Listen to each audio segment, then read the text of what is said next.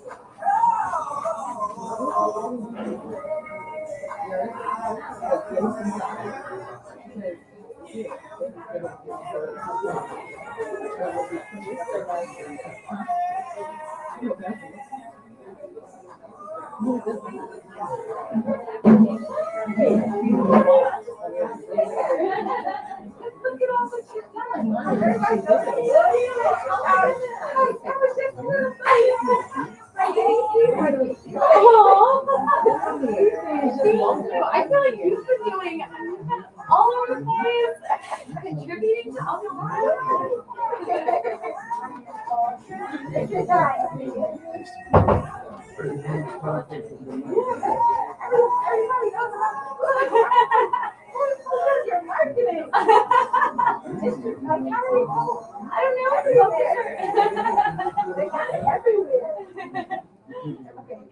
Is there like a sign seating? Oh, no. Go right ahead. I'll be passing around the mic. Fall. I know. It's kind of where in between the legs. I just don't do it myself. It would be bad if I fell. Yeah. Is this water for? Yeah. Thank you. We hold our foot. Yeah. I'm like, do you have textures?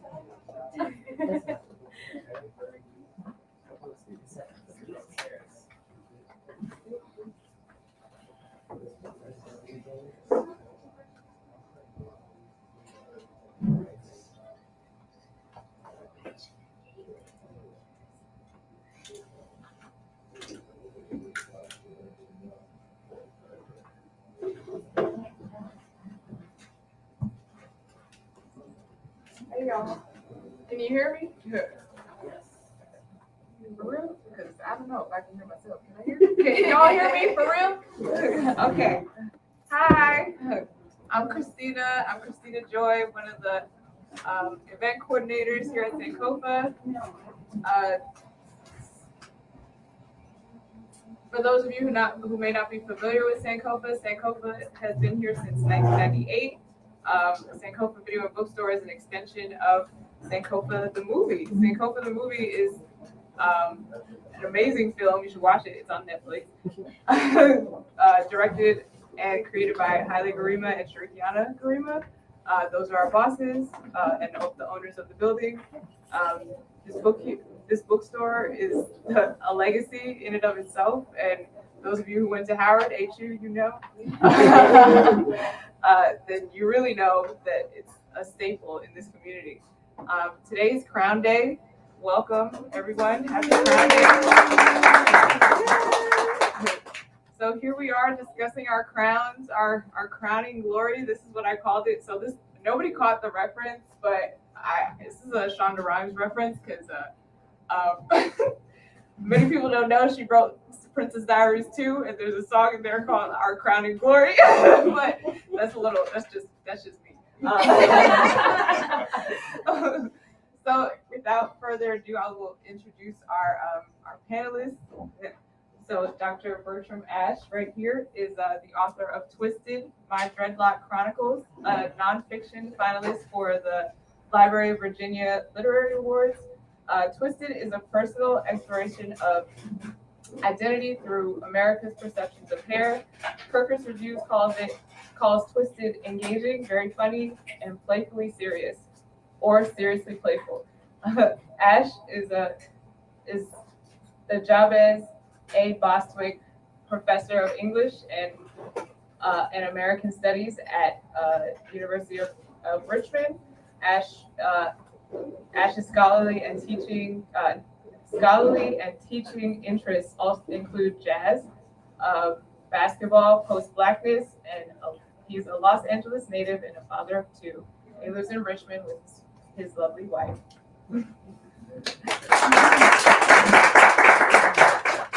And so Dr. Afiya Mbilishaka, in the middle. First of all, she was my professor in undergrad, so that's amazing.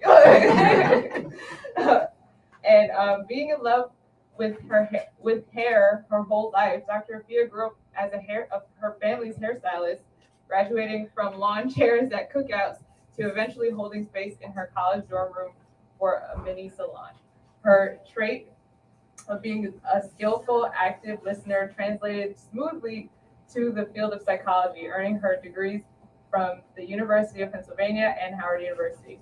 At the age of 26, Dr. Afiya earned her PhD in clinical psychology. Yes.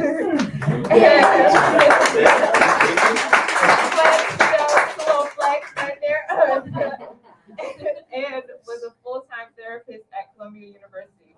And then she was a professor at the University of the District of Columbia.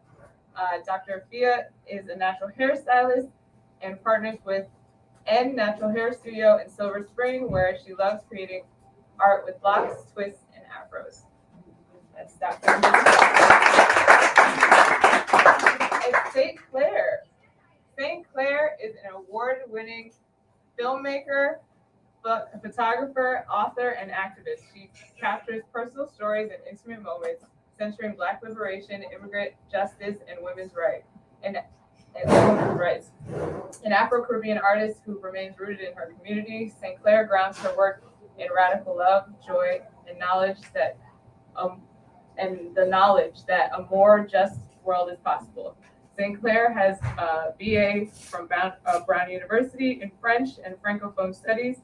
She has been featured in the Washington Post, Washingtonian Magazine, BuzzFeed News, the Christian Science Monitor, Birdie, and NPR's Strange Fruit, among others. Her documentary, Documented, has received awards at Immigration Film Festival, Baltimore International Black Film Festival, Ogden City Latino Film Festival, and Cornell University's Centrally Isolated Film Festival.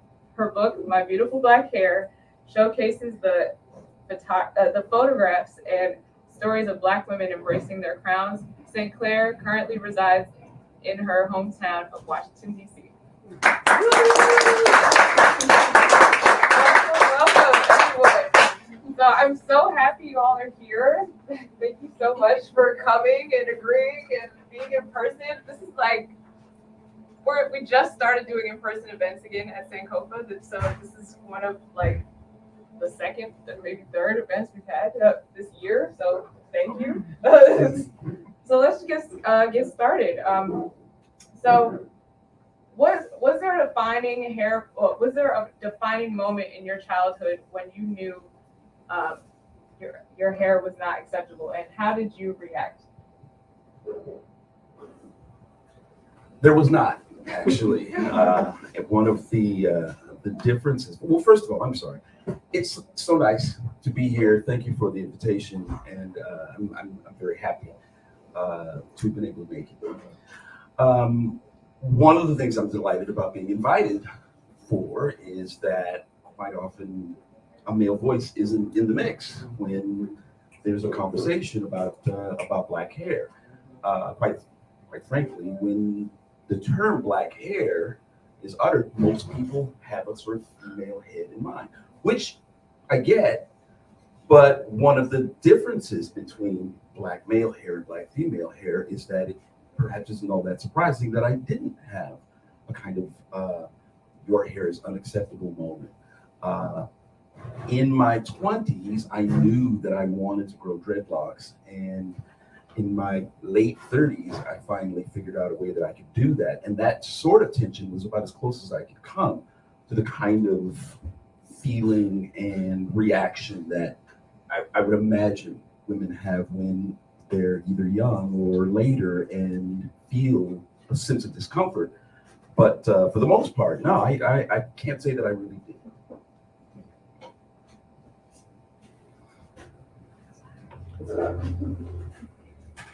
I'm so happy to be here. I just want to acknowledge all the people who came to support. Is this thing good? All right. I just wanted to thank everyone for showing up to spend your Crown Day with us, Black Hair Independence Day, as they're terming it now. But I just got super excited standing over there. Christina had to come bring me up on stage because I was just socializing. So, hey, Raji, come here.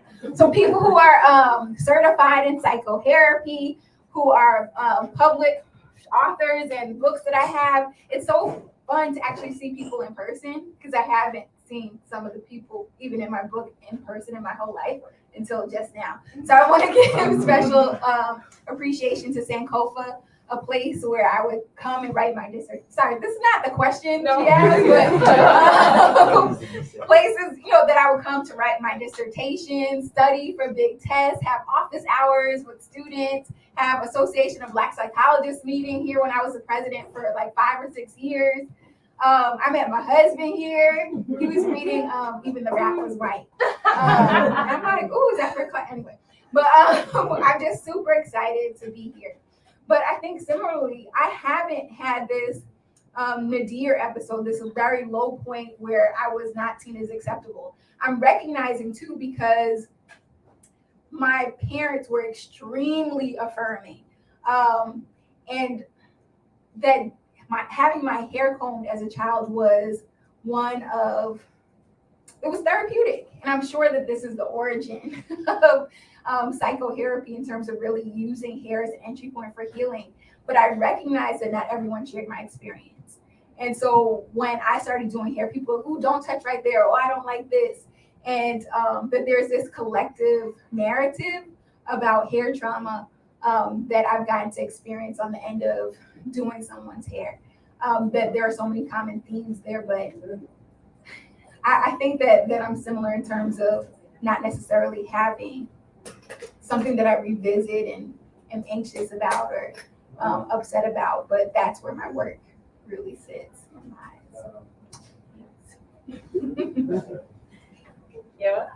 Thank you also for having me. I'm really excited to be here, and I also grew up in DC in the Columbia Heights, right in Columbia Heights. And so this has been my neighborhood bookstore since I was a little kid. So it's an honor to be doing this event here today. And then in terms of the question for a defining moment, I don't think I realized it at the time, but looking back, I think I can pinpoint the time period when my feelings around my hair shifted, because when I was in kindergarten, when I was like 5, I went to children's studio school, if anybody remembers it, and that was majority Black and brown. And so, well, majority Black actually. So most of my classmates were Black. And I remember at the time I had friends and they would have braided hairstyles and Afrocentric hairstyles. And I would ask my mom to do my hair like that. I wanted my hair to look like theirs. And I really wanted to embrace traditionally Black hairstyles. And then when I was 6, I changed schools and I went to a Montessori school in Woodley Park, which is majority white. And so I actually lost pretty much all my confidence, not just around my hair, but sort of everything in my life. And obviously that included my skin color and my facial features and my shape and just sort of everything about my body and myself. And my hair was definitely included in that. And so there's not really a specific day that I can pinpoint, but it was definitely that shifting of environments from being in a majority Black space where I got to see these Afrocentric hairstyles every day to being in a majority white space where every day I just went to school and wished that my hair would be long and straight like all of my little white classmates. I'll say for myself, growing up in Jersey, it's a mixed bag. I went to a very at first a very mixed school. Like, well, it was predominantly Hispanic, but like Puerto Ricans, Dominicans. I grew up in Perth Amboy the first half of my life, and then moved to a more Southeast Asian mixed demographic later on in childhood. And so like growing up with a lot of different people around me, I don't think black hair was ever really affirmed except at my church. And even at church, we're kind of like, you know, we're trying to straighten our hair. We're trying to grow up to get to the hot comb and to get to the perm. And you know, there was levels to this. So that's really where that comes from. And I'm happy that y'all had very positive experiences growing up, because it feels like it doesn't always feel like we get that, especially early on in childhood. So I know for you, you said that it was more of adulthood transition. So my next question was, when did you fully accept your natural hair for all its glory? Well, I mean, I never had straightened hair, but what I did have was way more of a conventional haircut. I was raised in a pretty traditional household, and you know, my dad cut my hair for the first, I don't know, 10 years of my life, and it wasn't so much that I had a growth out of my hair in a way that was, you know, like I said, straightened or anything. It was more, how do I project a sense of individuality? How do I project a sense that I can reflect how I think I am inside with how people see me from the outside? And at least in small part, because I was raised in such a traditional household. And I don't mean conservative. What I mean is just like traditional, like, you know, it's a hard name to use nowadays as a kind of comparison, but it's a kind of a Huxtable-esque household. And I always felt like I had this sort of edgy, nonconformist sensibility that was trapped inside me, and that I wanted to project it and couldn't. And so I thought that dreadlocks would be a way that I could make that kind of transition. It just took a really long time, because, as is often the case with matters of identity, you just sort of, it's like you can't flick a switch. You just have to work and move and think and grow. So that was sort of my situation. So when did you fully accept your natural hair for all its glory, if you ever had to fully do so? I've only had natural hair. This was not my choice. Again, growing up, I definitely begged my mother to get me a relaxer, and she said, "You don't need that." And that was always her response. Now, mind you, she had one at the time, and my sister did, but she was very clear that this wasn't something that I needed to have, even though all my friends were doing that. But I would say that when I accepted natural hair as part of my career, probably happened in college. So I had always gone to predominantly Black schools, K through 12. But going to the University of Pennsylvania, I'm sure it was similar to Brown, where there weren't a lot of us there. And so the way that I would connect with other students at my school was to do their hair, because they didn't have the time or the money to get their hair done. And so a lot of people started growing their relaxers out, and I knew how to do non-relaxed hair. And so it would, I would spend hours and hours in my dorm room doing people's hair. And in terms of it becoming a part of my career, I remember speaking to my Aunt Brenda on the phone, and one day I was telling her, I don't know if I should become a cosmetologist or a psychologist. And she said, well, why can't you do both? Now, I don't think she was telling me to do both at the same exact time, but that's the way I interpreted it. I'm like, I could do hair and therapy together.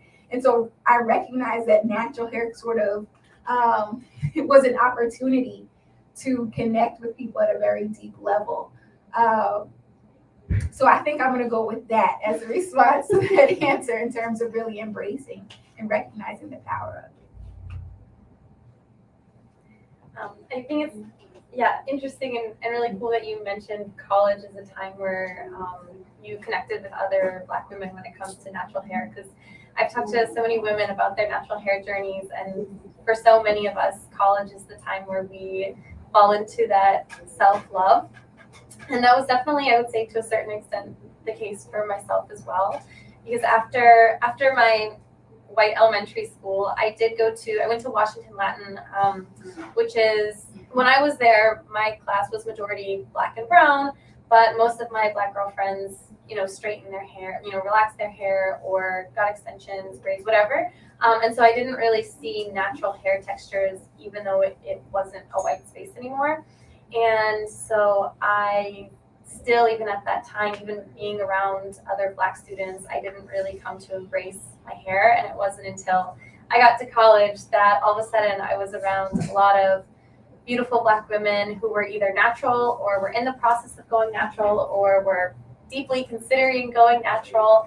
And that was really the first time for me, being in college, that I saw Blackness and beauty as things that could coexist within me. And that was a really pivotal moment for me. And that meant that my hair could be beautiful as well. And so I think that was sort of part one of me accepting my natural hair. And then part two, I think sort of me creating a deeper bond and a deeper appreciation and love for my hair was creating my book, because I got to talk to so many Black women about their natural hair journeys. And they gave me so many different reasons why natural hair is amazing. But one thing that kept coming up was this idea of our hair as connecting us to our ancestors. And for me, my dad is from St. Bart's in the Caribbean. And so growing up in the States, my dad was my only Black family member here. And now my dad lives in France. And so sometimes I feel very disconnected from my Blackness. And then even just being in the Caribbean in general, there's still this disconnect, I think, from the motherland. And so now I think that I see my hair as something that connects me to that past that I thought was severed before.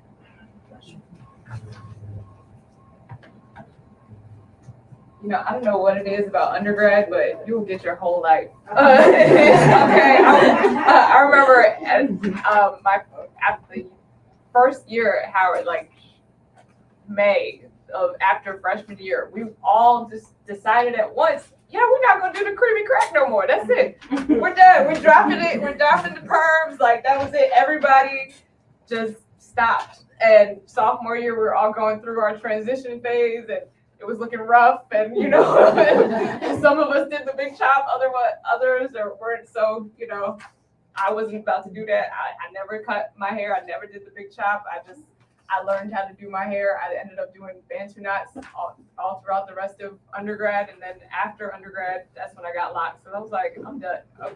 I'm good. But, there's something about, especially being at HBCU, that kind of affirms that that natural hair was beautiful. And I remember somebody saying to me at my church before I left for Howard, like, you're going to come back with an afro, and you're going to do this, and you're going to do that. And I was like, what? Are you kidding me? Straight hair all day. I had my weave. I was like, that's not going to be me. But lo and behold. So speaking of that, so how do hair politics affect the lives of Black men and women differently? And obviously there is a difference, because a lot of times we do exclude men from the conversation as if they don't have hair, but they do. And I think it's different because, a lot of times brothers do keep their hair short. And I think that is also a part of the issue, but please elaborate. Well, first of all, a baldy is a haircut. It's a hair removal, but it's still it's a hairstyle. What's so interesting about the difference between Black male hair and Black female hair is that Black male hair has evolved from basically just being a sort of 60s either afro or short hair to cornrows and dreadlocks and the baldy and the Caesar. There are just a number of ways that, quite frankly, if you look at any basketball game, you're likely to see 5, 6, 7 different hairstyles just amongst the brothers that are going up and down the court. It's more of a means of expression than anything else. It seems to me, because my sense is that one of the reasons why Black hair is so aligned with Black women is because of the struggle that they have to express themselves in ways that doesn't bring all sorts of ways of condemnation down on them, sometimes within the community, sometimes from the business community, and so on and so forth.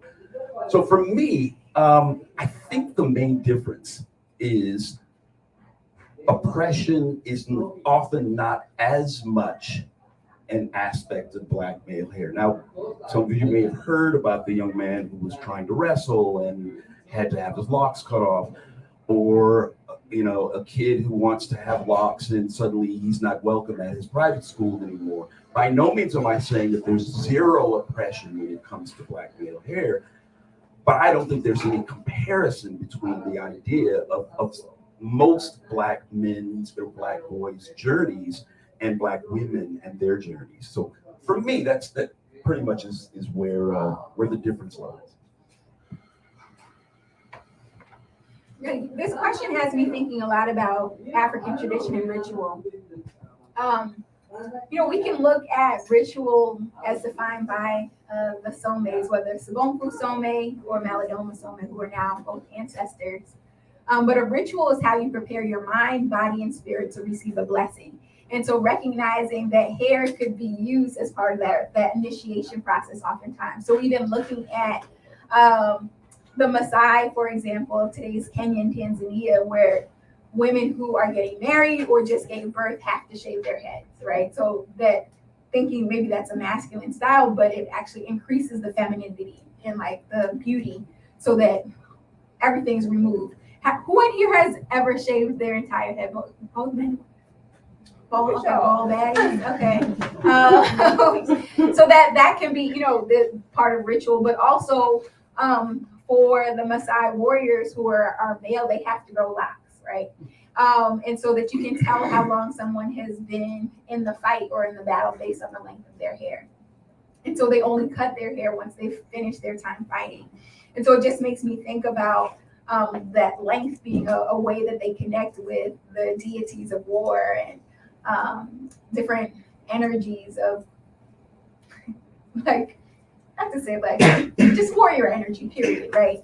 And so I think sometimes that has gotten lost in translation to current day, that we associate length with masculinity or femininity, where oftentimes in these school policies at HBCUs saying that men can't have long hair, or these certain policies that are policing Black hair even at Black institutions. But I'm very mindful that hair has this spiritual energy and power, and that in tradition we understood the balance, the complementarity concepts of gender based on how to actually ritualize hair in that way. So that's not the present tense, but I know that it has origins in some of our greatest traditions. I feel like I sometimes have a hard time answering this question because I can only give one, I feel like a one-sided perspective on this. But one thing that I think about sometimes is how it feels like for Black women sometimes there's no hairstyle that Black women can choose that won't cause some sort of attention, or that won't risk being judged for some reason, whether you wear it natural, whether you relax it or get extensions or get dreadlocks or whatever it is. I think it's, my book is photos of Black women with natural hair, and then I've heard from the flip side, I've had Black women with relaxers tell me that they feel left out of the conversation that they also face discrimination for having relaxers. And so I think it's difficult when there's really no hairstyle, no option, I think, that Black women can choose that won't face some sort of negative backlash. So I guess that's one thing that I think about when I think of the difference. But I also think of my dad, who used to have these really long dreadlocks. And I know when I was little, like growing up in DC, my mom tells me this now, you know, she would be worried about him going out in the morning because he was a runner, so he would run early in the morning. And my mom was always worried about, you know, the cops seeing this Black man with dreadlocks running at like 5 a.m. down the street or whatever. And so I think that obviously there's still oppression and discrimination there as well. And then I've also, after my book came out about Black women, I actually had a lot of Black mothers come to me and say, hey, what about something for men? Because I want my son to also see himself represented. And so with my next book, I was like, okay, I'm going to include Black boys as well. Yeah. That's dope. Thank you. We got the exclusive, y'all. Next book. Shoot. You know, honestly, when I was a kid, I remember wearing straight backs, some cornrows in 3rd grade, and these boys were like, "Oh, you look like Sean Paul," and I'm like, "Mind you, Sean Paul's not even Black." Just found that out. But second of all, you know, and then I mean, you know, there's always something that has to be said to Black women, no matter what we're doing, or Black girls, because I was like 3rd grade, and I think that next year, in 4th grade, you know, when you're trying to have before I had a relaxer, you blow out your hair for the school picture, and you're ready, you know, you're all set, you're about to step out, and then, you know, the humidity's like, not today. And by the time I got to school, my hair was huge and a disheveled afro, and that class picture, I will never live it down. I promise you that. It was the worst, and my hair was all over the place. It wasn't cute. It wasn't even a styled afro. It was just it looked like I had got prayed on. But you know, I'm gonna let the shoe rest.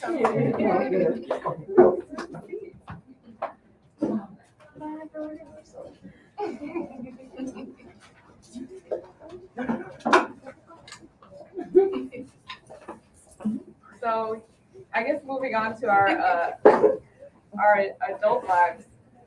Have you ever been told that your hair was unprofessional? In what context, and how did you react?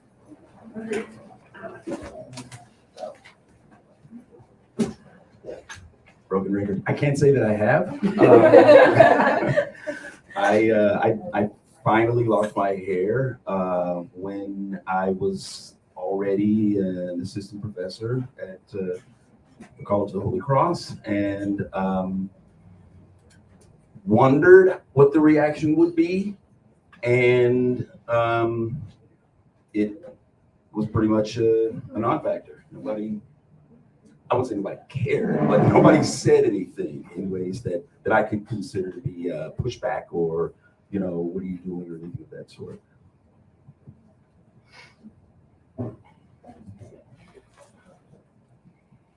Yeah, I'm thinking about and recognizing my own levels of perceived privilege in that realm. I know that I've had job interviews where I really had to make an explicit decision. How am I going to wear my hair to this interview? Because there are other people like, okay, am I gonna have this or that? And then you might wear it straight, and then you show up and have braids or locks, and you're like, wait, that's not how you looked in the interview. And so, sorry, I'm just like having super excited. I'm just so happy to see some people happy. Okay, all right. I want to give a special shout out. Can I interrupt? So you all know Madam C.J. Walker, right? Yeah. What is she known for? Yeah. What else? Millionaire. But the thing is, like, sis was dope, right? I'm not gonna ever critique her in that way. But do you know her predecessor? Who actually was like really the first? Annie Malone? All right. You know, Was it Annie Malone? yes. So I just want to give a shout out to one of her descendants that came into this space. They did her family wrong on the Netflix series, but That part. okay. So I just wanted to give you a special shout out because I'm like, I felt like some ancestral energy. Because Annie Malone taught Madam C.J. Walker, that like mentored her. So I'm like, oh, I felt something. But I will say that I've had job interviews where I had to negotiate what style I wanted to have that day. And even at the last job that I had, I remember being interviewed as a professor at the last school I was at. And one of my Association of Black Psychologists members was speaking with the people who interviewed me. And so his reflection was like, they said you did really great. And they said your hair looks like Tracy Ellis Ross and they loved it. I'm like, wait, I'm interviewing for like a faculty position. They're like, that was part of the discussion. So it's in this sort of, hair has been a factor in my professional identity, or even saying that I wanted to study hair was critiqued and actually called cutesy and things like that. So I'm recognizing that it had a role in terms of making me stand out, but also misunderstood. I think you mentioned at the beginning perceived privilege, and I think about that a lot too, because I think obviously I have a lot of hair privilege, and so I also haven't really ever had a 9 to 5. I've sort of done more of the traditional job.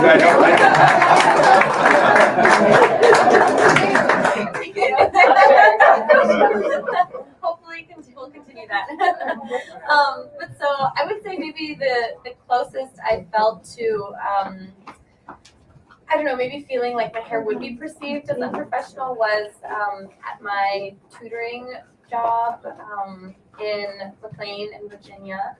And I don't think that my bosses or my coworkers or even the parents, I don't think anybody would have said anything if I had done my hair in a certain style, but there were some styles that I made the decision to not wear specifically because I was just a little nervous about the parents of the kids who I was tutoring seeing me as less professional or less educated if my hair was a certain way. So I remember one time I had cornrows, and then the night before I was gonna go in to teach, I took my cornrows out because I was worried about how the parents would perceive me. And so that's just a little example, but obviously I think that I would have a very different experience if I had a tighter curl pattern, for sure.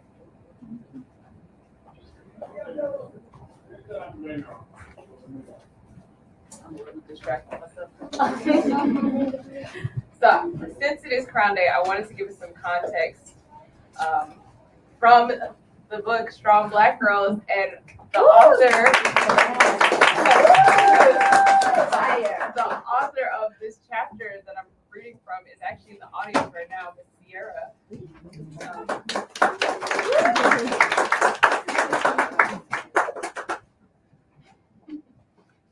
And she gives us an excellent kind of, basically a breakdown of why Crown Day is a thing. So in 2019, California became the first state to pass a bill to create respectful and open workplace for natural hair, Crown Act, to protect Black employees and students by making it illegal to discriminate against people who wear afros, braids, dreadlocks, and twists. The bill specifically states, the history of our nation is riddled with laws and societal norms that equated Blackness and the associated physical traits, for example, dark skin, kinky and curly hair, to a badge of inferiority. New York and New Jersey state legislators both proposed a similar bill, and the bill also is being introduced to the U.S. Congress. While policymakers are moving in the right direction, there are still pervasive ideas that plague society and constrain Black girls' identities. One, I read Sierra's chapter last week and I was floored because one, I'm from New Jersey and she's from Jersey, and us Jersey girls, we gotta stick together. Because they be coming for us, especially after that horrible show that I won't mention. And and so that kind of really, put this question in my mind. Like, since the rise of social media, the increasing images of natural hair in the mainstream media, and the introduction of the Crown Act, do you think the collective consciousness has been raised about rocking our natural hair among the diaspora? Do you think it'll stick? And what makes it different from this time around versus the 60s and the 70s? And St. Clair, I just read one of your articles and you would kind of touched on this. So you wanna go first? Oh, you.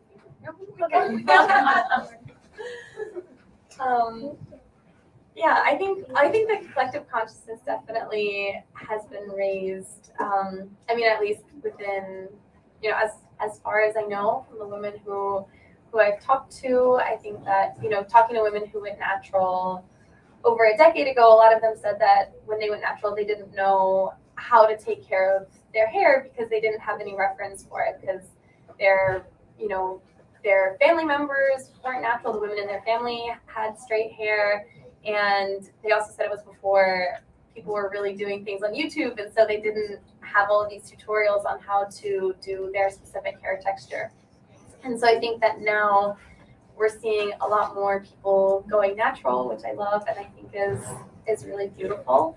And I think that that's true not only in the US, but also in other countries. I've talked to a lot of Dominican women who talk about the natural hair movement in DR, and there are up-and-coming natural hair salons in Dominican Republic, which is really cool, and I'm sure that's the case hopefully in lots of other countries as well. I think that one thing I think about in terms of this natural hair movement that I don't know how I feel about. I think there's a lot of emphasis on having defined curls or having specific hairstyles. And so even when I was photographing women for my book, a lot of them wanted to have defined curls for their pictures, and very few of the women, just used an afro and brushed it out the way that women would in the 60s and 70s.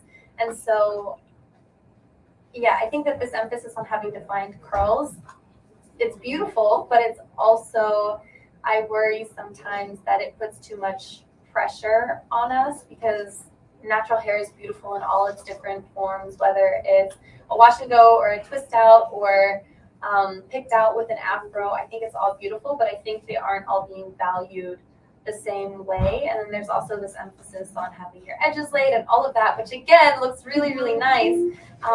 But we should really be embracing the whole spectrum of natural hair. And then there's also, of course, this emphasis on looser curl patterns as well, which is also problematic, because I look at my siblings. I have 3 little siblings, and we all have different hair textures. And one of my little sisters, Chloe, has this beautiful afro, and sometimes I think it's hard for her even within our own family, because she doesn't see people who look like her. And so that's why I'm really passionate about making sure that all hair textures are represented.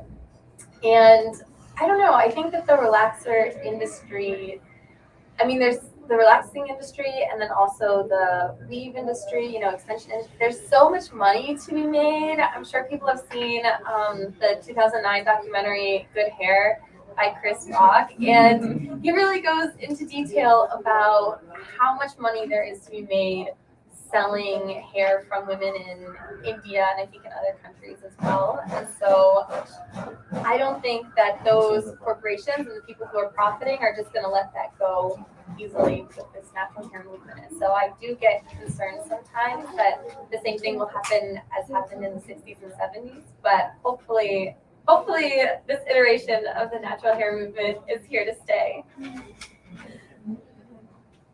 This is a tough one.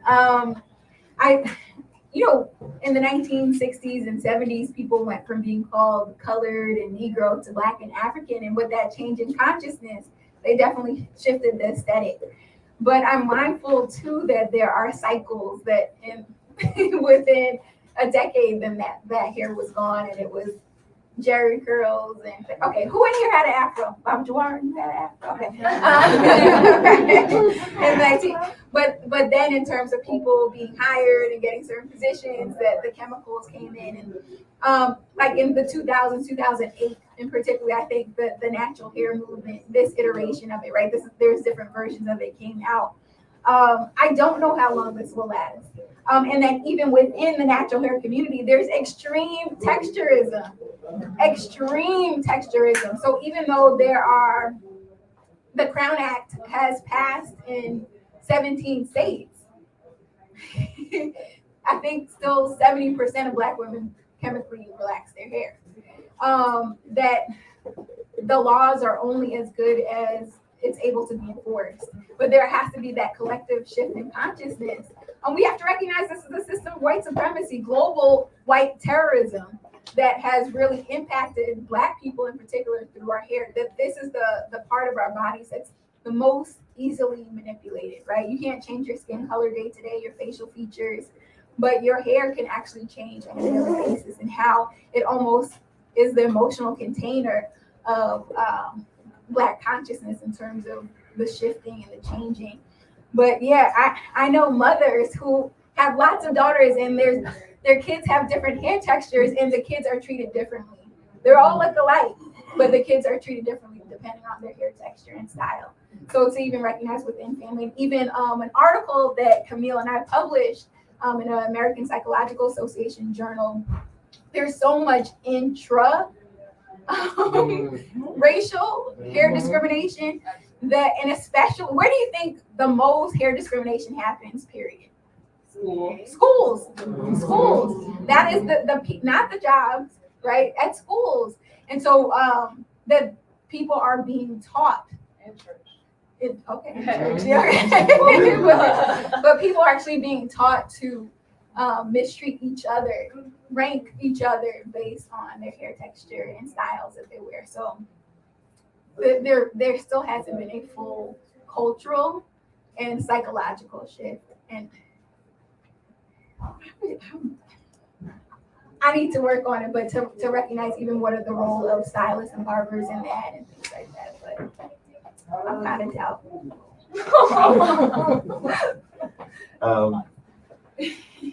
I'm hopeful. I obviously I want the natural hair movement to not be a movement from X time to Y time, but to be the new normal, to be the way that women decide to wear their hair. I think the chief difference between the 60s and 70s and this most recent natural hair movement, it goes down to the way that we use the word, right? Back then, you got a natural, right? There was a very specific hairstyle, and these days you wear natural hair and you have a variety of options. You have ways that you can do it. You can experiment, you can be creative in ways that back then it was really about, just one big basket natural as large as you could make it, which was terrific for the time. But my hope and my desire is that the variety that one can have now will allow folks to continue to experiment and play and do things with their hair inside the natural movement that won't cause them to get tired of a style in the way that was kind of inevitable. What you said about the way that styles come and styles go, that's just the way that humans deal with the reality of doing something new. I probably shouldn't mention this, but I'm going to, because it's an example of a current style. Maybe over the last 3 to 4 years, or maybe less, young Black women have started to wear these gargantuan eyelids, eyelashes that are just, you would think it would take, effort to raise my lids, yes? It's going to go away at some point. At some point, that will no longer be in style, and that's the way style works. My hope is that when it comes to Black natural hair, you can have various styles within the natural hair movement, and if that's true, then it will continue on for in perpetuity. Y'all said a lot, first of all. Y'all all said a lot, especially going back to you, talking about the Dominican hair salons embracing natural hair. First of all, we went to the Dominican hair salons to get the blowout, okay? Like, that's a whole thing. Like, growing up in a predominantly Hispanic town, like, you go to Dominicans to get that straight, silky, like, you know, and so that's amazing. That's like, wow. Like, You know I went to Dominican. okay, like, I'm saying I was Dominican. exactly. Like, that's phenomenal. Like, as far as texturism goes, like, I didn't realize how deep it was for me to go from a fro to locks. Like, having locks it's almost not, and I was very appreciative that there are people with locks in this book, because a lot of people exclude locks from the natural hair conversation in general, like, period. And I didn't realize, like, it's kind of like you're almost lowering your status when you as you lock your hair. Like, it's this very nuanced shift that I noticed as soon as I started to lock my hair. And even with my I remember when I was locking my hair, my family was like, you want me to pay to get your hair done? Like, what's going on? Like, I just, you know, it's this very much so, like, especially up in the Northeast, like, locks are not appreciated as much as they are down here in DC. And I can honestly say that if I didn't have, like, all these professors that had locks, Black women psychologists that I saw here with locks, like, I wouldn't have been comfortable trying to get locks myself. So it's like, but when I was a kid, I wanted long hair, and this is the longest my hair has ever been in my life. And I'm, what? Like, and I'm happy about it. I've never felt more beautiful with locks. Like, locks have been great to me, but it took a long time to get here, and I would never have thought myself as a child that I would have had locks today. And so thank y'all for all of this. Like, that y'all just gave me everything. So I want to open up the floor to y'all for questions. If you would like to ask the audience a question, the panelists a question, please come up to the mic, or you can shout it out. So, my name is Asohe Irvor. I am a doctoral candidate here at Howard in the Department of Biology. So I wanted to ask a question to you about your experience that you talked about earlier. Can everyone hear me? Yeah. Yeah. So I recall earlier you talked about how you decided to use your hair to try to represent some of how you were feeling inside in the Huxtable-esque household you grew up in. So my question for you is, was it respectability politics that you were rebelling against with your hair, or was it something else? What was it that made you think that how your hair looked at the time was incongruent with how you felt or how your environment was in your home? It's an excellent question. And I'm just going to be a crass capitalist and suggest that I go far deeper in my book with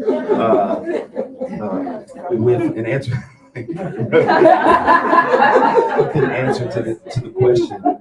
I do know that it wasn't a conscious sense of respectability politics. For me, it was more a matter of a kind of presumption. I guess it was a presumption of what I presumed people saw when they looked at me. And you also get the universe, people's reactions, just things that people say. will cue you in to how people see you in a certain way. You know, waitresses, people behind counters. It's, put it this way, it's not at all unusual when someone behind a counter will be busy and I'll be coming up and someone will just sort of look up briefly and say, I'll be right with you, man, and keep moving. And then when they realize that I'm not a ma'am, they're embarrassed and they're put out. But the long hair suggests femininity in ways that short hair doesn't. Women with short hair or bald hair have the same sort of problem when people presume at a glance without understanding or seeing. Well, they're saying something. Those sorts of responses have a sense of this is the way that this body, whatever body is in question, is being perceived in a certain way. And I knew that the reaction that I was getting didn't match who I thought I was inside. So I was looking for a kind of equalizer, a kind of way that I could project who I thought I was and have the kind of reaction that I wanted to have. And it worked. It worked. It worked in exactly the way that I expected it to and that I wanted it to. There's a whole nother section of the book that talks about the fact that, you know, our hair basically is a neck up situation, and how you wear your clothing will either complement what goes from the neck up or will be in opposition to what goes from the neck up. And you have certain questions and approaches to deal with in terms of how it is that you decide to augment the rest of your body in ways that will either, you know, work or not work. So that was basically the way that worked. Thanks for the question. Anyone else? Hi, everybody. Hello. My name is Tanisha Lumpkin, and actually, Dr. Ashe was on my dissertation committee. So this is the first time that I met him like in person. The other times it was like on a computer screen. So I just defended my dissertation in April, and my area of study is Black hair and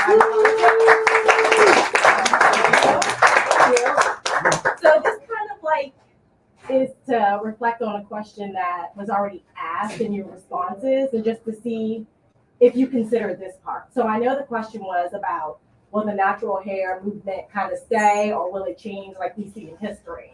And I know we don't know what holds in the future, but if you said it, I apologize, but I didn't hear where either of you mentioned about being educated and the knowledge that we have about Black hair now. So would that be what would sustain it instead of it being a change in times? Does that make sense?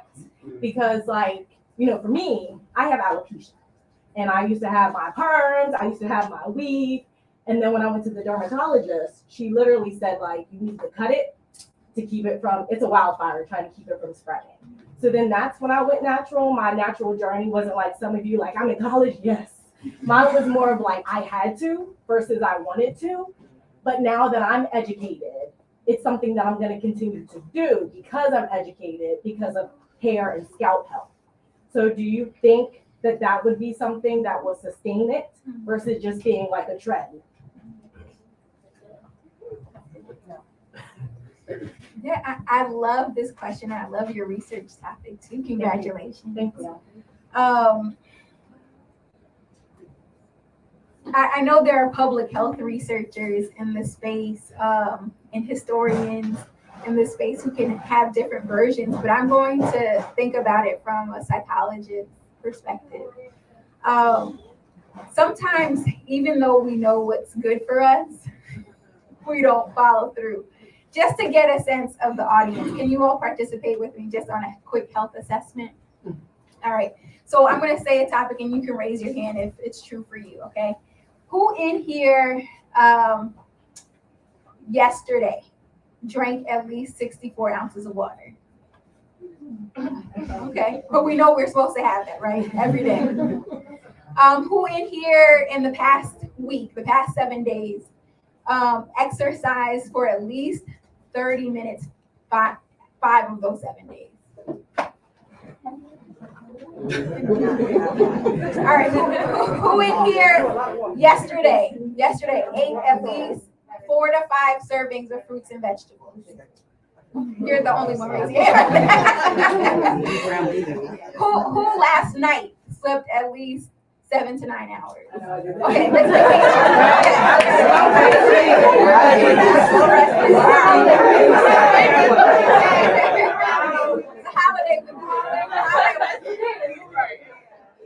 But we know we're supposed to do those things at a minimum.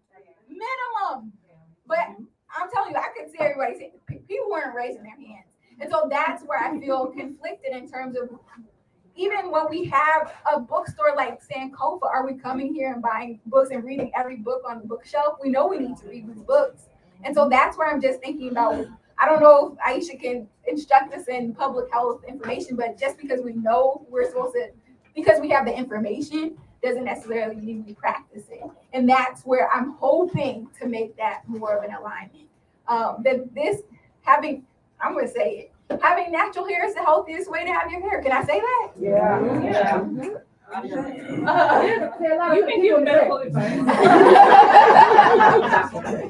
So just thinking about like that according to Dr. Yolanda Lindsay, who's a dermatologist, she says that in 2019, 47% of Black women experienced hair loss, experienced alopecia, but only about 30% of Black women are natural. So just to even think that it can increase the health of your scalp and of your hair, but there's a whole system that's telling us otherwise, right?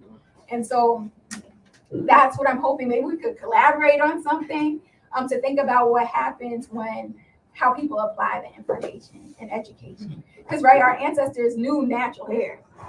They knew how to do some natural hair, but to think about what happened in terms of colonization and enslavement, that we had to cope in different ways. But that's something deep.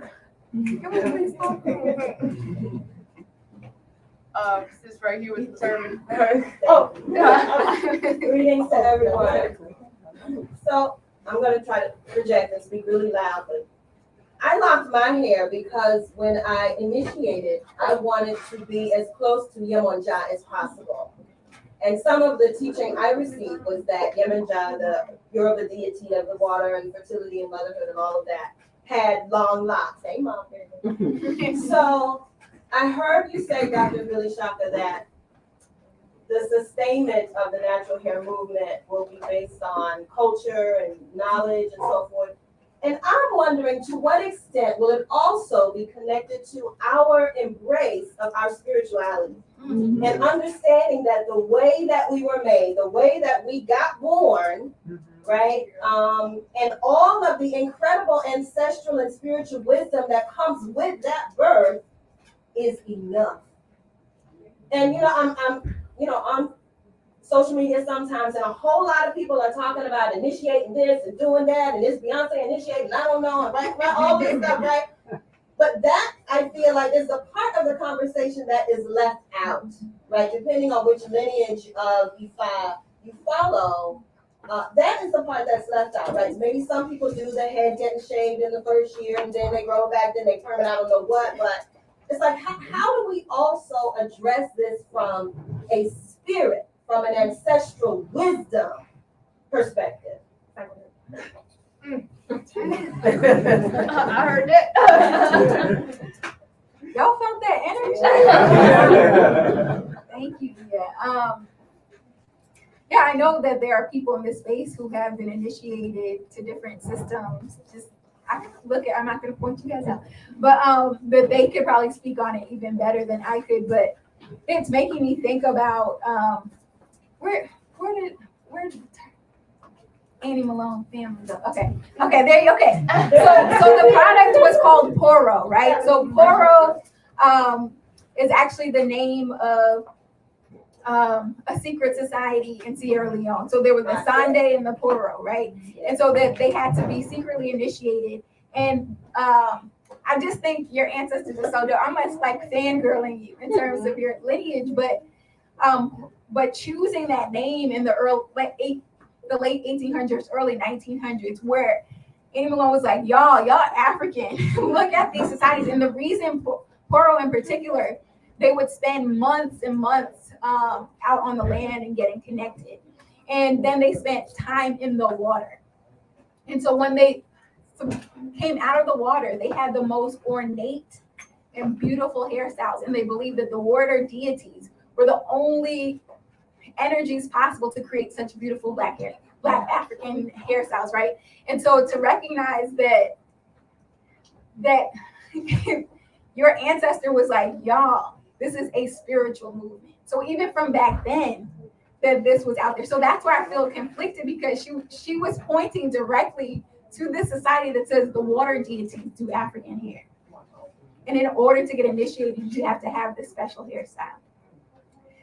So I feel like this is such a broader question, but I think that it has been a part of it, but has been lost in different iterations. Even Beyonce is conflicted. Sometimes she's like, let those late edges shrivel up, right? But then you watch what was the Oscars? Was that the slap? Not yet. Oscars, and so singing the song for King Richard, all of the background dancers had the most beautiful braids, like Venus and Serena braids. It was gorgeous. How did Beyonce's hair look? It was like a straight blonde wig. So just even like the negotiation of what's cool kind of shifts and changes. I think everybody wants to look good. But what looking good is and what looking healthy is and what spirituality is kind of is shifting. Can we write a book on that? Yeah, okay, you can buy a copy. And then we'll have a talk at 10 o'clock. Okay. I'll put this right here. Hi, everybody. And answer that question again. I'll just work on the book with y'all. So I'm deeply interested in the spiritual question and the health question and really the intra question. So I'm here as a scholar, right? I'm a historian and stuff, but I'm also here as a parent of a 12-year-old girl. And she would really hate that I'm saying this right now, but she goes to an African-centered school. We live a super African life. But she really still struggles with texturism. Because she has the tightest hair curl pattern in her school. And we're surrounded by all these beautiful celebrate natural hair imagery in the home, but even the paintings and the photography it doesn't feature people with 4C, D, and E hair that we got from my lovely, Nigerian lineage. So she's like, even within the African-centered bubble that we live in, people don't look like me. Everybody's got big curls, big fluffy, and my hair shrinks up so small. And I want to know, because I'm talking to her about the spiritual element. I'm talking about hair as energy and receptor. I'm talking to her about the health of it all, right? That's intellectual to her right now. But right now she's also responding to an environment that is supposed to be safe, but is flooding her with still the understanding that her hair is not good enough, that her hair is still ugly. All the Black girls on TV that are her age have, loose hair curls, right? Or weaves or something. And I'm trying to dig into the creativity. I'm changing her hairstyle every week to try to find something that will make her really feel and love and appreciate her hair. And I'm working overtime. I'm exhausted emotionally from trying to hold her up because in the face of all this onslaught of texturism. How do we start the conversation in a constructive way about texturism, even within the natural hair movement, even within the African-centered spaces, that still privileges hair that is closer to whiteness? Yeah.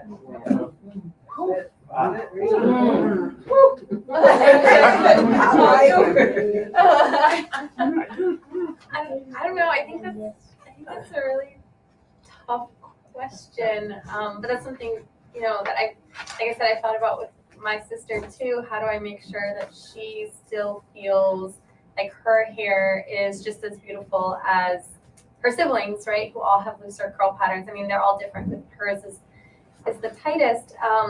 And I think, I don't know exactly, what that African-centered school is like or anything, but one thing I've been thinking about is just how important education is when it comes to learning about our ancestors. And I'm sure that the school is already doing that, but just thinking about my own upbringing and just the way society runs in general, everything is so focused on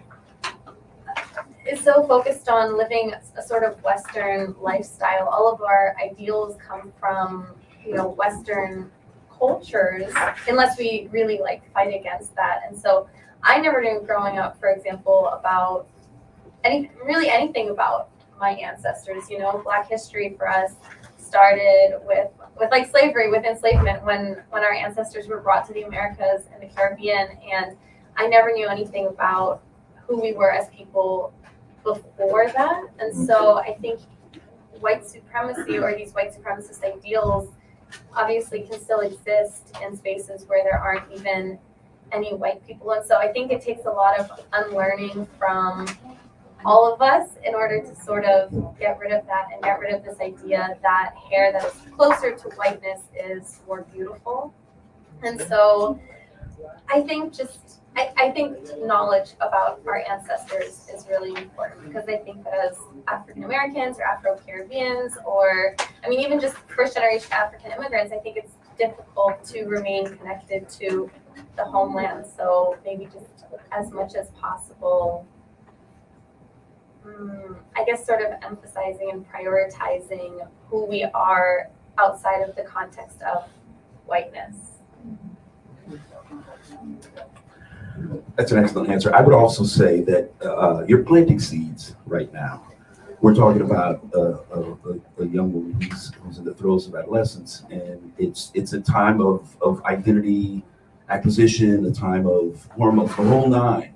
And the more you infuse your daughter with what you understand to be correct and what is validated in her school, she will grow into, I can't guarantee that she'll grow into it, but I would bet money that the seeds that you're planting now will grow later, but that this particular time for her is one of, rebellion, the whole nine. And I wonder how much of the actual age she is right now is more of a factor than perhaps anything else.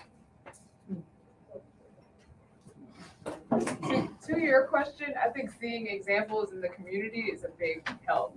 Like, living in the DMV, we're very privileged to see all these beautiful Black hairstyles everywhere, every day, all the time. Like, this is not normal anywhere else in the country. Like, and maybe in certain pockets of certain places, but like, this is an anomaly, and I'm grateful to live here. I'm grateful to be a part of it. No matter how much they're trying to whiten it up, it's still Black. Like, and just having that access, I think that's going to be just as helpful, even within the texturizing in her school. But seeing adults that walk around with different textures is also going to help her to see that, I can be beautiful with this hairstyle too. Look at her.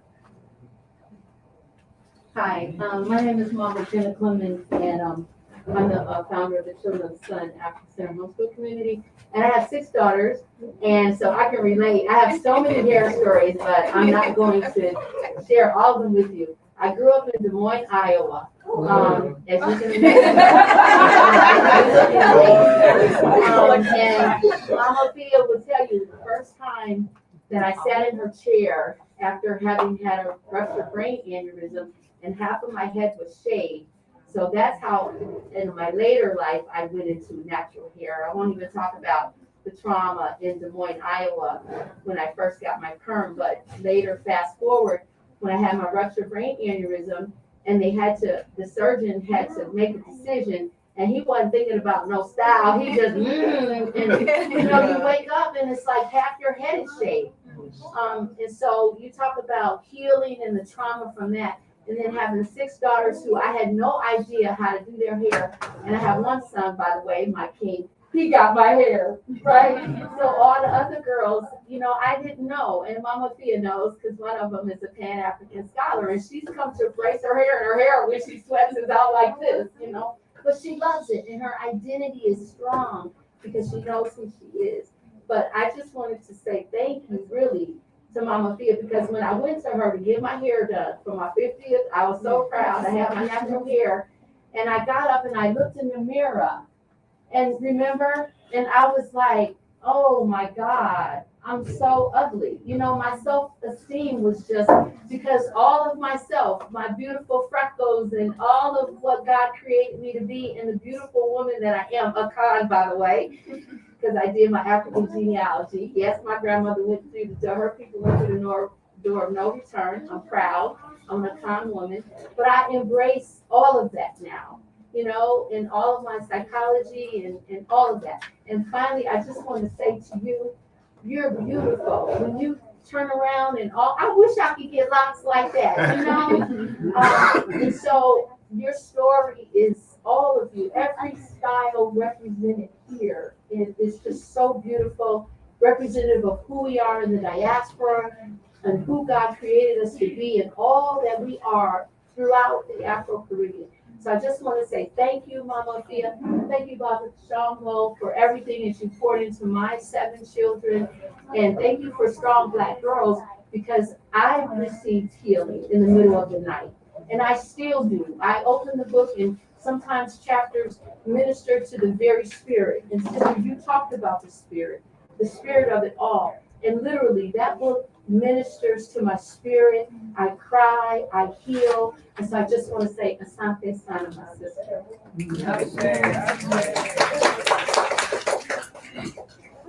Peace and blessings, everyone. My name is Kamal Grimes. I have 2 questions. So for my sister with the looser hair, looser curl pattern, I want to know your experience with, because it's like you have the type of hair where like a lot of Black people who have embraced, who have been indoctrinated, wish they could have. So, and I wonder, like, how has your experience been around other Black? How has your experience been? I just want to know what your experience is like. Yeah, thank you for the question. It's funny because I mean, when I was in elementary school, like 1st through 6th grade, and my school was majority white, and I was going through all this stuff with my hair, and my mom would always tell me that my hair was beautiful, and my mom also pointed out to me, she told me that, you know, she said, you know, a lot of Black women would probably wish that they had your hair texture, and I didn't believe her. I didn't believe her whatsoever, because for me, anything that wasn't straight was just not beautiful, and so I couldn't comprehend this having any level of privilege as like a 6 to 11-year-old, right?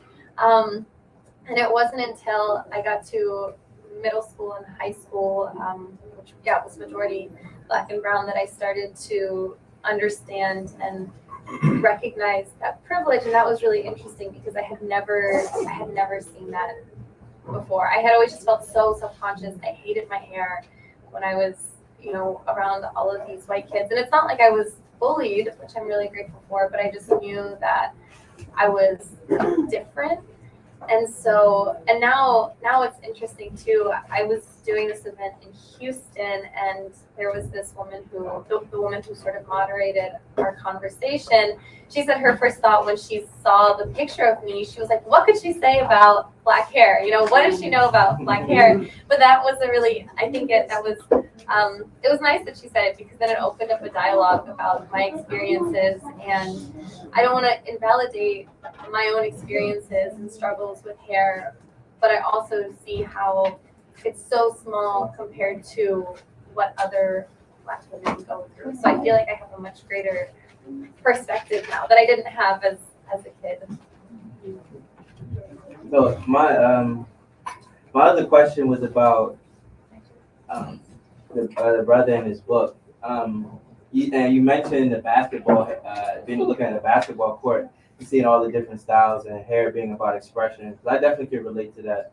I'm seeing a lot of different styles now with brothers and hair. A lot of high top fades, but even like you said, how there was the natural, like there used to be like one type of high top fade or a couple, and now it's like you got the high top fades with the dreadlocks, then the hair got so long that now it's being braided, and there's so many different styles. I mean, so where do you see the trajectory of that, and how can we like expand that? Like, because even still, it's like there's a certain type of perception if brothers with long hair, maybe they're quote unquote thugs or things like that, that have braids or locks, are they somehow more likely to be involved with drugs or things like that?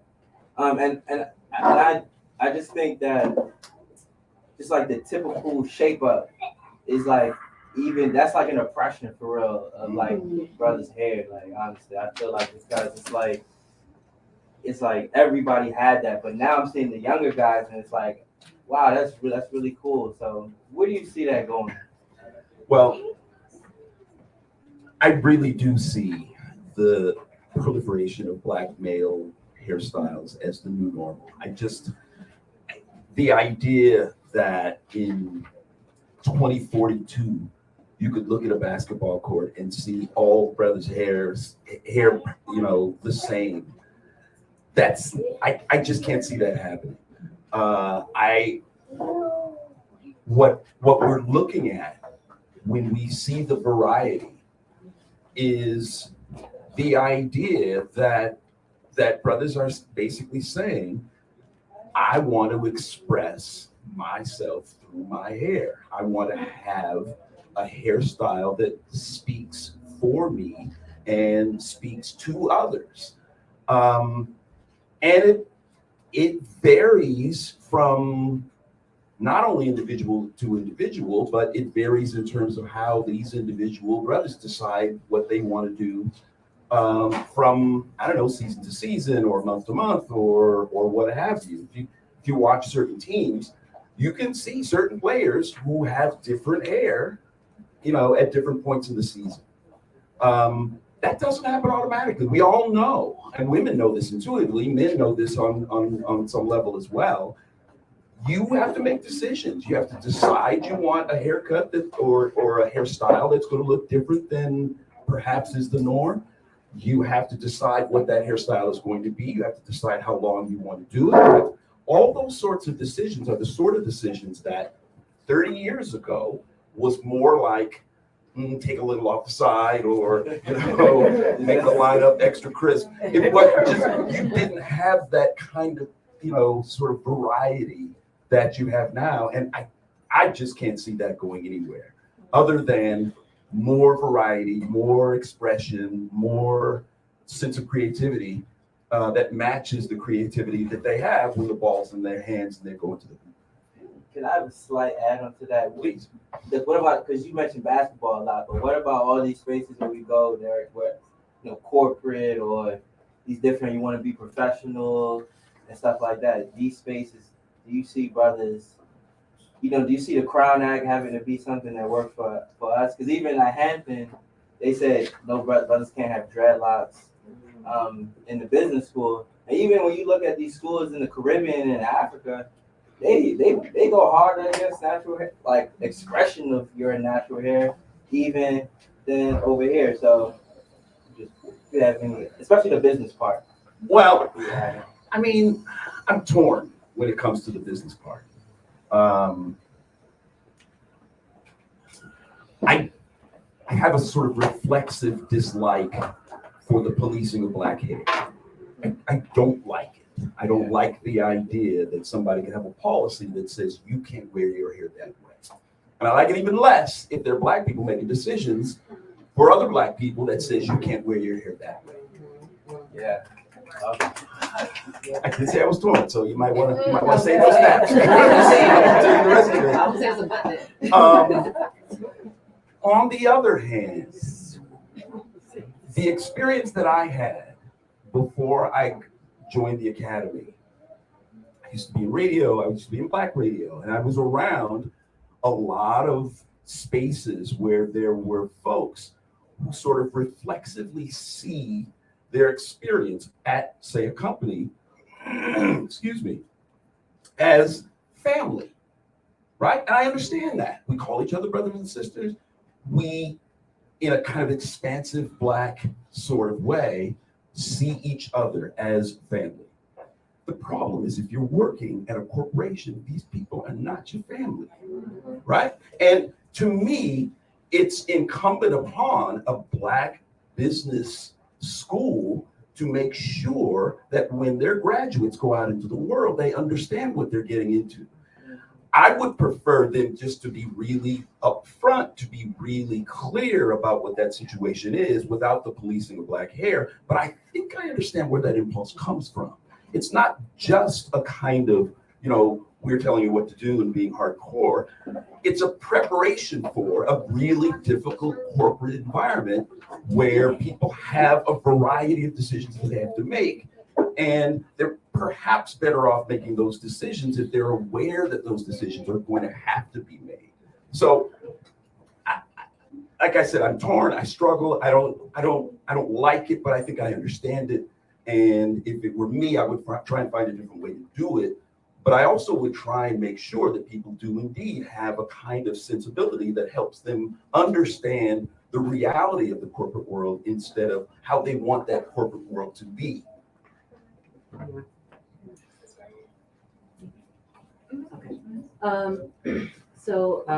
name is BB Farmer, and I do a bunch of educational stuff. So almost to jump off your point with leftist white folks, right? So, so I was in Lancaster, Pennsylvania, which, is pretty red, except for in Lancaster City, which is super blue. Okay. And so female mayor, everybody's queer there. All of the white people really, really try. Like they're like about it. One of the things that I did there was I had a little cultural symposium for them. One was on black hair, speaking about the Crown Act, showing them black hair, showing them good hair by Chris Rock, entertaining questions in a safe space where, and also explaining to them how, them as white people, what they can do is if you're hiring someone and a brother comes in with dreads or someone comes in with natural hair, don't put that as a part of your hiring decision, right?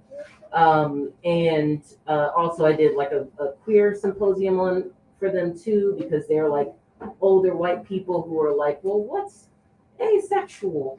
And so, just sort of like giving them a sort of cultural view. And so as educators in the room, I'm wondering, what are we doing, as a collective? I mean, obviously the Crown Act is maybe bringing it into white people's minds that maybe this is something they should think about. But is anybody doing anything specific to sort of bring that education to like the white people who are willing to listen, sort of that group that are just like, how can we help? We're, we're trying real hard. So, just want to know from your guys' perspective what's happening. Okay, I want to give a special shout out to Black Beauty Roster. This is you clapped a bit. Okay. So, for example, Black Beauty Roster is a new organization that is explicitly doing DEI work around black hair, about texture and complexion. And so a lot of the clients are in the entertainment industry in terms of like big brands, modeling agencies, production companies to actually hire black staff and black talent. Because you ever look at somebody and they look ashy on TV? Mm-hmm. Right. So trying to address that issue. So I'm giving a shout out because the founder is here for Black Beauty Roster. So I just wanted to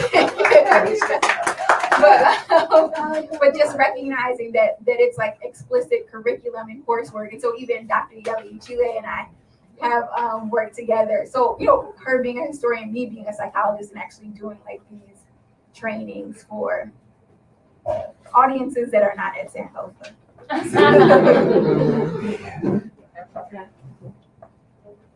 So I'm Saquon. I was also Dr. Mbilishaka, student doing my undergrad at Howard. I'm make sure I'm asking this question correctly. So, do you view code switching as interchangeable as, you made a comment earlier that sometimes, or before, you were going to an interview, or people going to an interview, and so I know for myself, before I became who I am today, I used to go to an interview and present myself a certain way to get the job. And I would dress a certain way that I wouldn't dress if I was out in a club, right? So are they viewed as interchangeable when you code switch, and also showing up at a job interview, looking a specific way and trying to do your hair a certain way to get an interview, to not be viewed as either ghetto or naughty hair or whatever the case may be? Why and why not?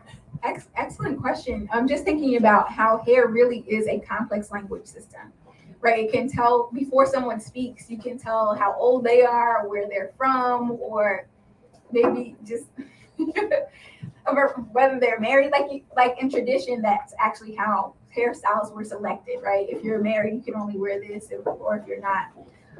So I'm mindful of what you're trying to communicate, and what does like a system of white supremacy force you to communicate about yourself. And I think particularly for men, being non-threatening, right? That if you're going to work for us, that you have to be submissive. Okay. I'm trying to get it right. Not aggressive. I would just stick with non-threatening. Non-threatening. And so what happens when you come in with a certain style? Are they going to say, oh, he's probably going to this or that? It's really disgraceful that someone's hairstyle determines whether or not they get the job, right? But I think that there's so many things to navigate. But again, thinking about as people were walking into that, I can't see people's faces, right? But I could see their hairstyle and can even make certain assumptions or about their identity. So it's challenging to even answer. I don't know, but it just makes me think about what is being said non-verbally about identity. Big surprise. I'm a big supporter of the Crown Act, and I hope and expect that at some point all 50 states will be in the mix. But you know, if you think about the sort of things that most employers know they can't ask, you know, where's your father work? You know, are you planning on getting pregnant? You know, there's all sorts of things that pretty much everybody knows now that they shouldn't be asking in an interview. I want to suggest to you that when the laws were put into place that made those questions illegal, there was a nasty gap between when the laws happened and when people understood that they shouldn't be saying that. And we're starting at this point that gap between how people can respond to hair in interviews and hair in the workplace before and some point in the future when Americans will know, in the same way that they know that there's certain questions that they can't ask in an interview, that that's not legal or proper or able for them to do. In other words, you get the law, culture has to catch up. And so we've got time, unfortunately, and I hope that it's as little time as possible, but there is going to be some time in between when the law is made, when the law is fully codified, and then when people actually understand that it's against the law. It's going to take some lawsuits, it's going to take some pain, it's going to take some time. It'll happen, but it's not going to be automatic. We get the Crown Act, and then everything is fabulous. It's just simply not the way that those sorts of things work. Right. Please. It's interesting with the Crown Act. I thought until last year that that afros would also be protected under the Crown Act, and then I learned when I did a little campaign with Dove and the Crown Act that the afro has been protected supposedly legally since the 70s, and I was really surprised because I mean I'd heard stories of Black women being discriminated against in work and in school because of their afros, and so I just assumed that it was still legal in most states, and so just sort of piggybacking off of that with the gap, I mean I don't know, 50 years ago, right? That was unprotected for 50 years. And so that's also what makes me think that the law is really important so that we have the means to take legal action if we want to. But I think that going back to education, I think that's one of the most important things. And that's why I think storytelling is really important, because it's one thing for people to hear, like this stat, Black women are 1.5 times more likely to be sent home from work because of their hair, right? So it's one thing to hear a statistic like that, but it's another thing to hear a personal, intimate story of someone being sent home from work and feeling the shame and anger of sadness because of that experience. So I think, again, I think storytelling is, I don't know if it's just as important as having the legal system on our side, but I think it is really important. Can I just say one? I think it's through storytelling that the dissemination of what's right and what's wrong and what's legal and what's not gets spread. That's sort of like the process, it seems to me. So we're gonna take one more question, because I realized we went a little over time, but somebody who hasn't gone here. But was there anyone I'll else? make a comment. I appreciate the panel, and I was glad I came out today. My name is Janae, and I'm originally from Brooklyn, but I did go to Howard, and I definitely identify with many of the what you said about in terms of undergrad. You specifically, yes, that was you find yourself in undergrad, but as a gentleman right in front of me referenced code switching. I'm not gonna lie, I've been working technically in corporate America since I was a teenager, because I've had some great internships, and there's not a summer that hasn't gone by that my hair hasn't been braided. I'm about to braid it at the end of this month. Of course, when I was younger, I never called it code switching, but I did know full well, because I probably just didn't have the language for it, but I did know full well that you present yourself, and whether it's just upbringing of the formalities, you present yourself, and in the Black culture, you're is adamant that you work twice as hard. So that type of understanding never made me feel some kind of way how we understand code switching today as to be somewhat being fake, because it wasn't about my talent. But as much as I didn't want any hindrance to get whatever that position was, let's remove those barriers. 2-3 weeks later, my hair's in braids, and then what? Of course, that meant I proved myself in terms of my skill set and what have you. But I do think that code switching today, and if anything, if we are talking about trajectory, if we can think about how we define that, because what I see in today's movement, and I'm in my mid-40s, what I see in today's movement is, when I was growing up, I'm from New York, we had natural hair. I mean, my hair, I didn't perm my hair until graduation to take my picture, so my graduation picture, so I fully understand that. But to shorten the story is, today's younger folk go so hard to be authentic. And so in terms of trajectory, that may be a part of the crux or the conflict going forward and keeping this going, because it's almost like I identify myself as a baby vegan. And so what does that mean? I eat meat on the holidays. You know what I mean? That means I'm not authentic, right? That some people call that code switching. If we're going to use that word, you touch on a great word. That just means that you ain't die hard, you ain't authentic, you ain't real, you ain't, when my sister mentioned spirituality, my roots are Jamaican. So I always identified dreads with Rastafari. But that wasn't what I was brought up as. So that's why I never wanted dreads, but never shunned dreads. Grew up with it all my life. My summers in Jamaica, that was just how it was. Never questioned it, but I always associated it to my point about spirituality as being a Rasta. That's all that is. But my last line to say is, to the young lady here who mentioned having a young daughter, I would just stress and say, especially when it comes to hair, the funny thing about hair is that is our true identity. Every person in here shows up purposefully the way you want to, maybe not clothes-wise, but your hair is intentional. And I can relate it to almost when you go through a breakup. Everybody who had a breakup had a haircut story. It's just, you just go through it.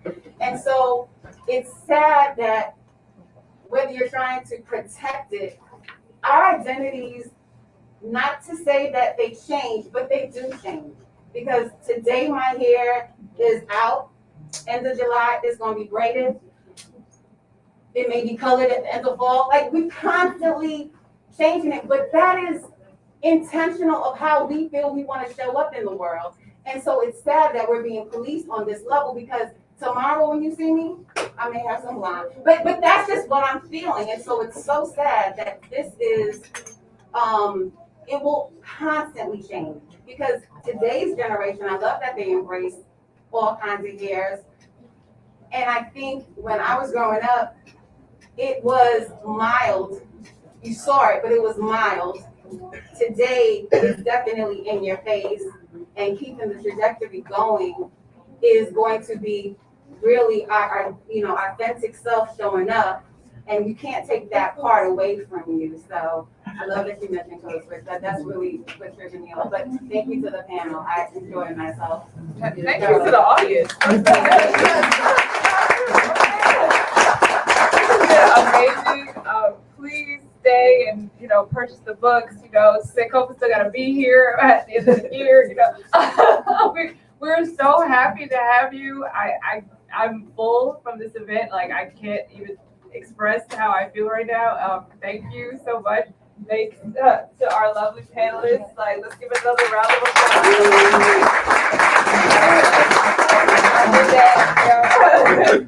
And y'all gotta go, but we did.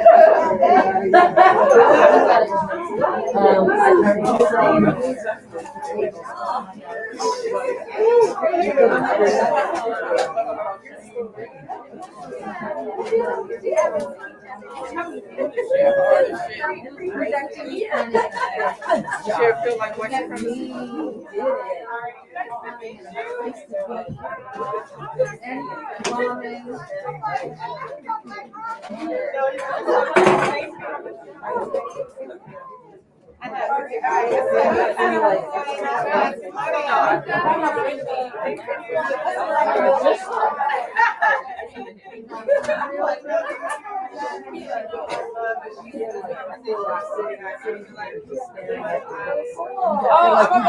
I'm about to like buy this show, right? And you just sitting there like, I was like, oh, my favorite book, and I lost it. It's right here in my face. I was just, I'll be so proud of you.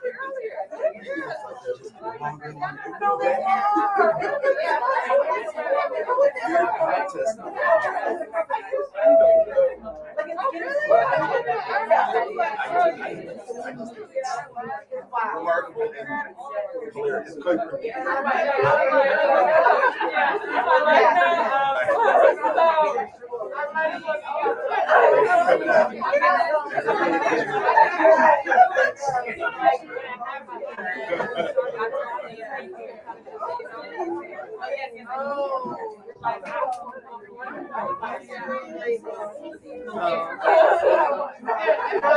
All in the Zoom. So I might as well say hello.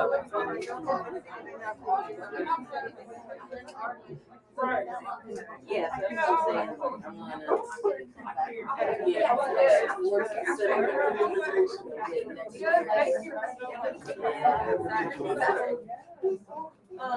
then I want to teach you because that's what I wanted when we went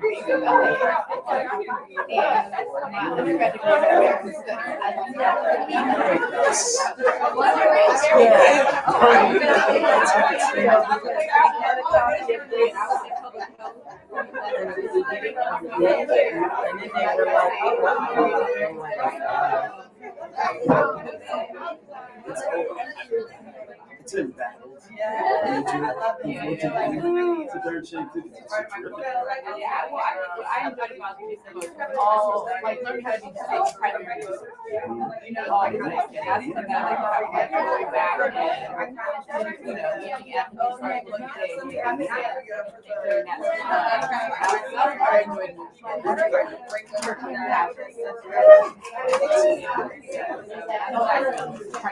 Nice, nice. So you no,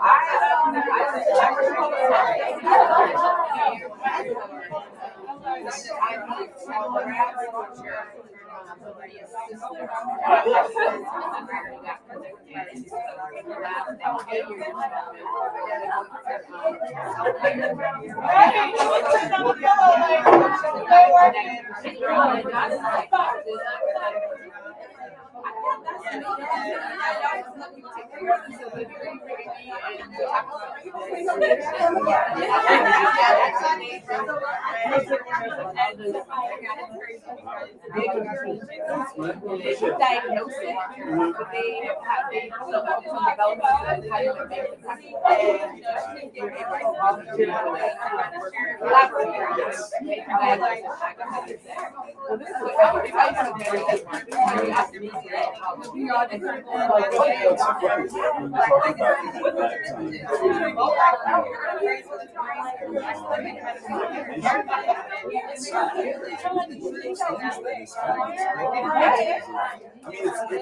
it's one of those areas that testing into proliferation could only be to the good, right?